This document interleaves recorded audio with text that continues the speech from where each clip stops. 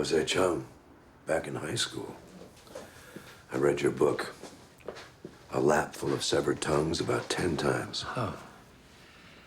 That's the worst book I ever wrote.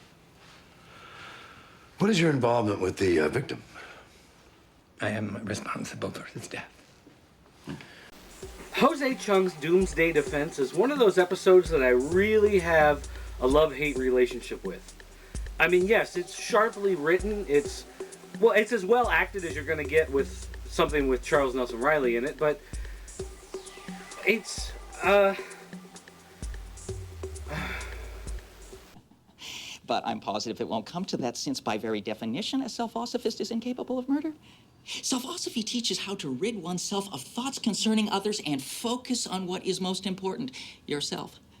For example, you're familiar with the films of Bobby Wingate. Bobby used to be an out-of-work actor, high on drugs, beating up paparazzi because they wouldn't take his picture. Then he found self-osophy, learned how to reject rage and anger and focus on more meaningful emotions. Now he's rich and famous and dating high-priced fashion models.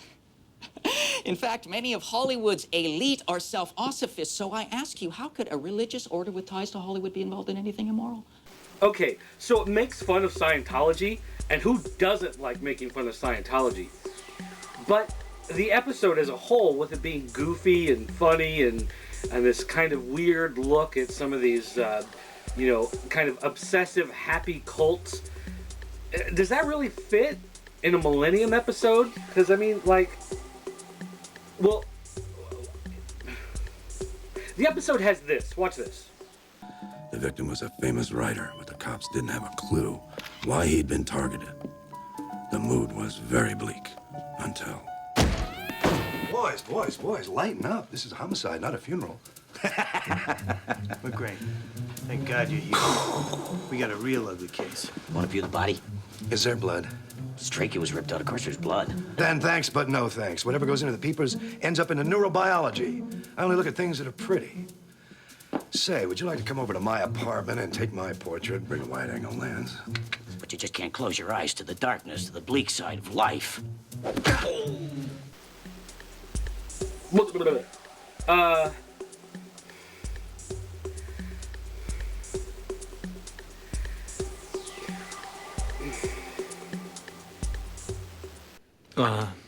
Frank, can I consult with you for...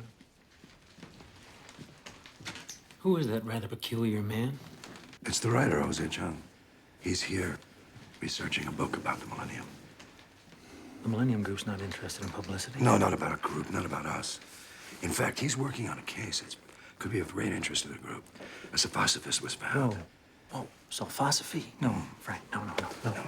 What is going on, Peter? We've never backed away from anything. Why we've even looked evil incarnate. Evil incarnate can't sue. We've seen MillenniuM episodes that didn't involve Frank traveling after a serial killer.